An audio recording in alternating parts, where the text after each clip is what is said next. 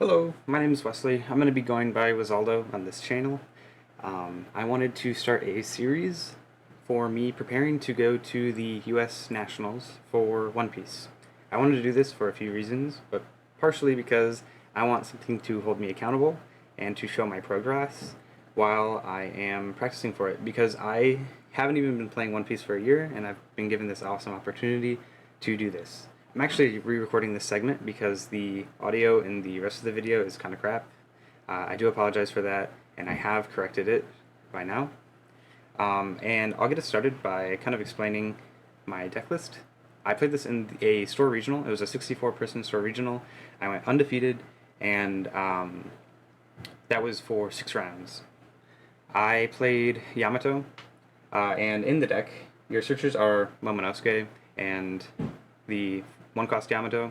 Your 2Ks are Izo, Mihawk, and the Kinemon that plays out of life.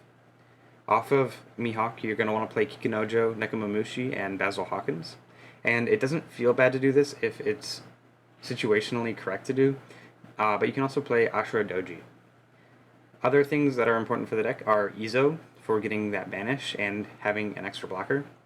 Momonosuke, really good for the aggro matchup, and Bartholomew Kuma, who is also good for the Kuma, or not the Kuma matchup, sorry, the aggro matchup, and the Zoro matchup, because your opponent is going to want to swing into it to give you the extra life if you're ahead, and you can just 2k to get out of the swing if you need to, if you're behind and you want to keep the board state. There's also a Momonosuke for rush and buffing up your leader if you're at 2 life, which I found that I was pretty regularly at 2 life, and then I'd bounce a character or heal. And then for your resting, you have Dead Man's Game and 3 Hody Jones. This is very similar to Joshua Alcock's list. I'll keep his Twitter in the description.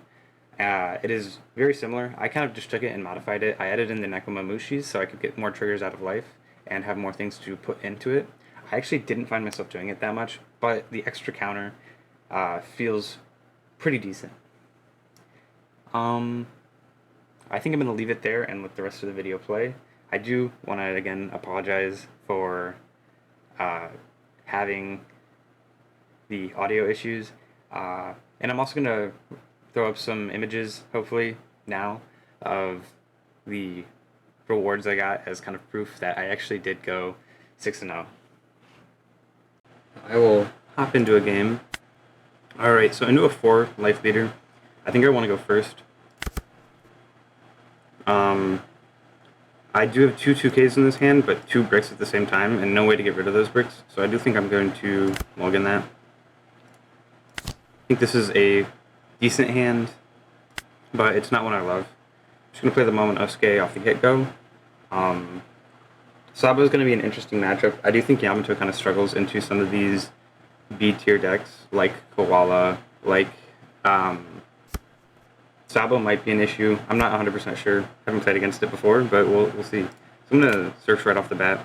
I don't have any 2Ks in hand, so if I were to see any, I would probably grab it here, but I don't. So I'm just going to grab something for counter and swing 7 at life. I want to play aggro, get him down on life early, so that when he's bouncing characters into hand, or into his life, it's not as much as an issue. And it's really nice to see him countering early, because I can wait to get an Izo, and then start bouncing that Izo into life with Momonosuke, and banish his life instead of him getting the triggers from his characters.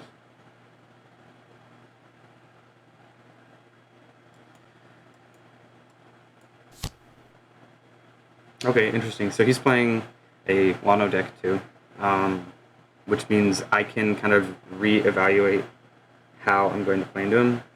I'm assuming he's probably going to want to bounce the Olin into life. Maybe not. Interesting. There's no world where I defend that. I am definitely going to search though. I do see a 2K, 2 2Ks, and an Izo. I think the Izo is going to be really valuable to drop next turn, because he has 1 down up. So you can probably counter out of the attack, the next swing I put through.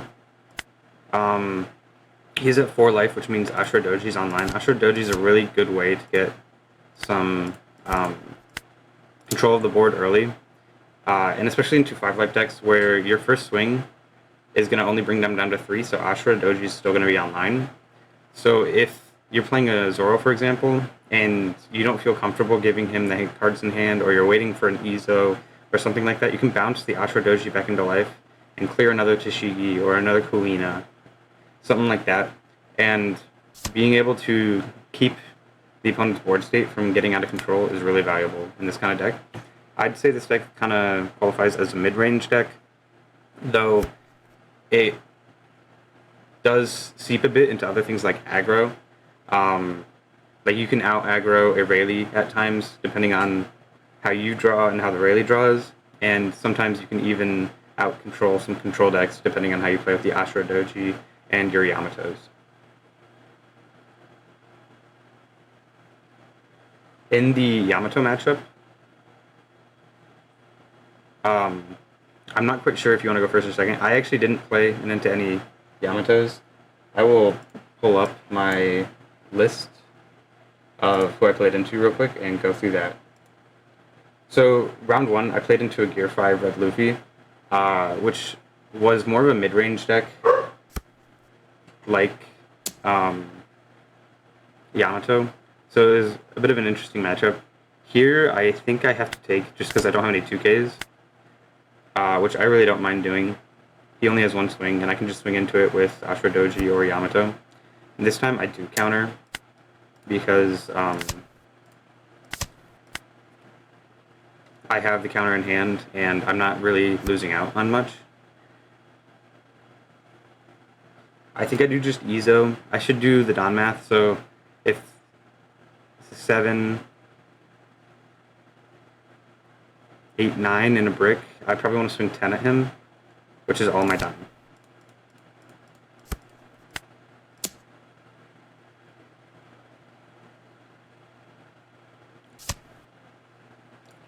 So now I can give 2 rested Don to Yamato and swing 5 at life. So it really does up that pressure. And I still get the ability. I still have the ability to swing the Ashura into Yamato and just totally clear his board. I would have put the Don on Izo if I was worried about getting swung into a ton, but I have 3 life, and he's going to go up. But this is where I'll show you the value of bouncing the Izo into life. So I'm going to take that because I know I'm going to gain another life and get a blocker next turn, unless he clears this Izo.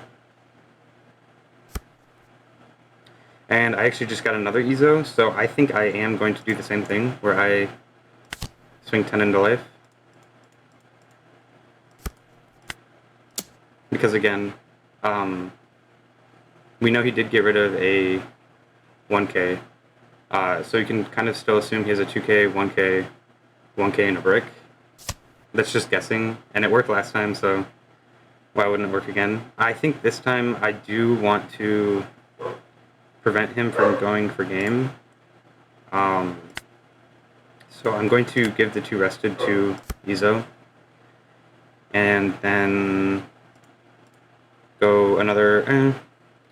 I could give the other 2 to the other Izo and play really safe, and I don't think that's a bad idea. I think I will do that. Sorry for the dog barking in the background. So I have 2 blockers and a Hody in hand, so I know I'm fairly safe to go for game. He's probably going to try and heal one this coming turn, which is to be expected. So I should think about either Hody to try and get another swing, or playing safely to kind of delay the endgame and setting it up for the turn after this coming one. But round 2 in my Store Championship, I played against the Silver's Rayleigh, and I won the dice roll, which I think did give me a really good advantage. But being able to play heavily mid-range, I think I will take this just because I know he's going to swing more. And I did get another Izo, so I do think I can go for game here, just because Banish is really threatening.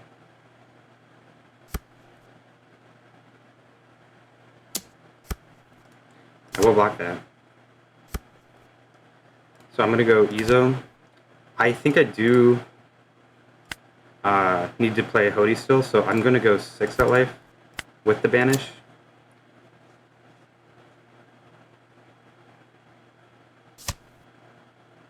So I need to just see if this 5 will connect. If it doesn't, then I just heal.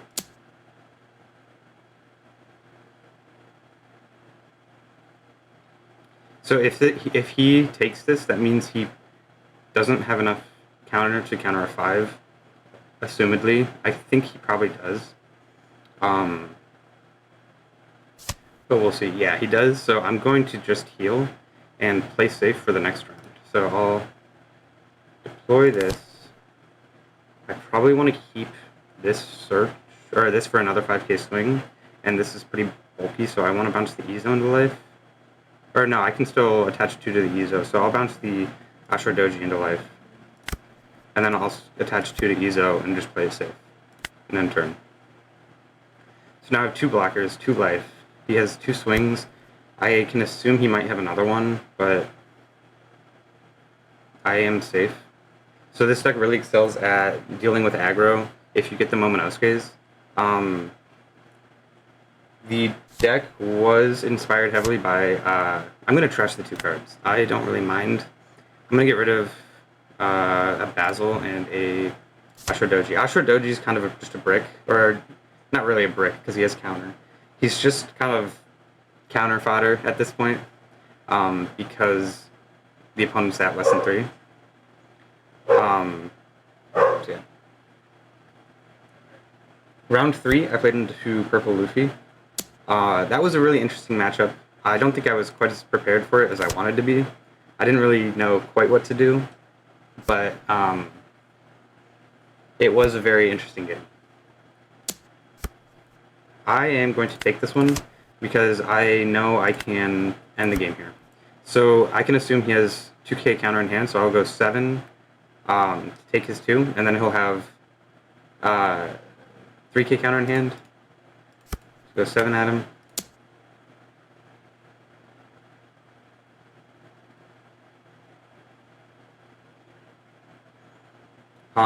But back to the matchups. So round 3 was against Purple Luffy. Really interesting game. I played aggro at the start and then kind of switched to mid-range.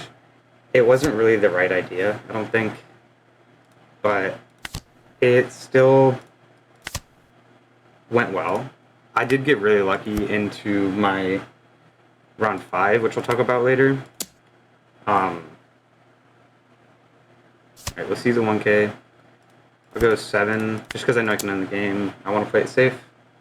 And I'll take GG. And he left. But the deck list felt really good. I played against a Reiju round 4. And it's an interesting matchup because Yamato really does excel at starving out the opponent, especially when you have the Nekomamushi. So that was one of the valuable things I found in it. I'll put up the right list. Sorry. Oh, keep hitting it. Sorry. So round 4 into the Reiju, I lost the dice roll and I won the game. Banishing Reiju life really does keep their hand size down, and they are also very inclined to counter out of their life because they have the counter characters. But it is kind of just like a knowledge check at times. You do want to see the Momonosuke still because they are kind of playing aggro. But you do kind of have to adapt to that. You're not playing red aggro, you're playing against purple-blue aggro, which is kind of fundamentally different. Basil, I didn't play a ton of. I think I played one in every other game. And he felt good just because opponents didn't want to swing into him. But the opponents who would take him to try and get around the Ashura Doji were... I'm going to say right in doing that, but it did have kind of change the game plan that I was going for. Round 5 was one that I didn't really feel like I should have won. It was into a yellow kid. This is probably one of the worst matchups for the deck because of how defensive it can play. and because it's also a 5 life leader. Ashura Doji was very important for that matchup, and it was probably the only reason I didn't lose in a sooner turn. What ended up happening was he went to 4 life, and I had a Hody in hand, played the Hody, rested the blocker he had set, and rested another blocker he had. He had 1 card in hand, so I was able to just Dawn Math it and swing 7 with with Izo's Banish, and bring him down to 2. Swing with a Momonosuke to bring him down to, or actually, I didn't swing 7 at the start. What I did was I swung 5, realized he didn't have the counter, so he got banished 2 life, swung 6, swung 7, and then swung 8 for game, which was really lucky. And it didn't feel like a great win to take, just because it wasn't quite as skillful as my other games. Round 6 for the undefeated was into Blue-Purple Luffy. I talked to somebody about the matchup beforehand, and he had said to just play super aggressive at the start, and I do think that was the right play. The issue is, once the Blue-Purple Luffy gets the Resonantes out in the new Don Quixote Pirates list, it's really hard to rest enough Don to actually kill him. So in the mid game, what I think you want to do is swing in a way that forces them to use their events, and then instead of focusing on taking out their Don with the Hody or the Dead Man's Game, you want to focus on taking out their blockers, because now they run the 5-cost Nami blocker and some other blockers, and it's more important to let your swings get through and waste the resources than it is to deal the damage, so to say. It's not 100% true in every situation. It is kind of situational. The opponent did end up misplaying, which really sucked, and they didn't play out a second Nami, and that would have extended the game a lot longer, but I still think I would have won because I had a pretty decent board built up with Akuma, and I think I had a Momonosuke and a Kikunojo out as well, and at that point I had a Hody as well. And yeah. Sorry for the barking. I am going to try to figure out a better way to go about that. Yeah, thanks for watching.